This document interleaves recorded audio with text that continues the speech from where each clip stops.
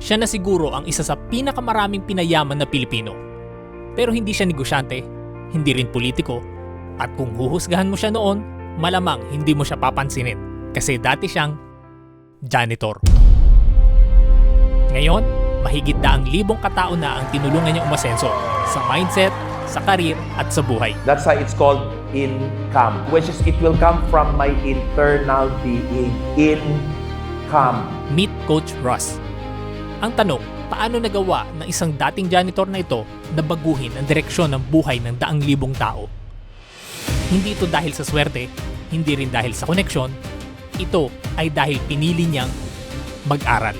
Inaral ko eh. Ginalingan ko.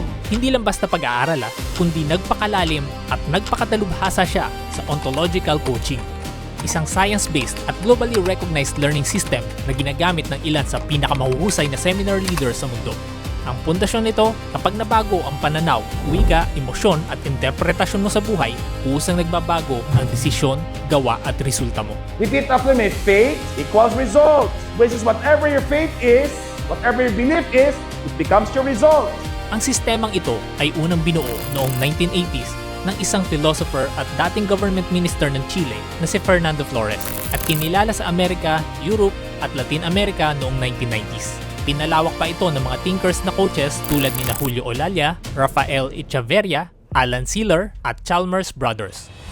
At si Coach Russ, isa siya sa pinakaunang nag-aral nito sa Pilipinas. At dahil sa personal na pagbabagong naranasan niya, hindi niya ito ginawang hobby lang. Ginawa niya itong misyon. I respond to more than 1,000 people every day and I have all the time. Itinatag niya ang IM Plus Coaching and Training System na ngayon ay meron ng accumulated 100,000 community members and participants. Mula Pilipinas, umabot sa Dubai at Singapore. At ngayong taon, global na ang target. Ang nagawa sa akin ng Discovery is talagang transformational. And Discovery has the technology to release you from those baggages. In Discovery, I was able to discover what I have to do. Iilan lamang ito sa mga binago ni Coach. So ano ang matututunan natin dito? Madalas, ang dahilan kung bakit hindi umaangat ang tao, hindi dahil sa kakulangan sa oportunidad, kundi sa kakulangan sa kaalaman tungkol sa sarili. Sa paglipas ng panahon, ang personal na pag-unlad ni Coach Russ ay naging pag-unlad ng libu-libong tao. At doon, nagiging malinaw ang isang bagay. Hindi porke mahirap ka, wala ka ng silbi.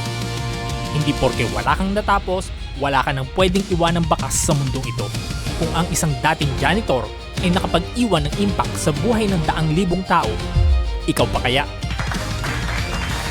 May mga taong yumayaman sa pera, may mga taong yumayaman sa titulo, at may mga taong yumayaman sa mga buhay na nabago.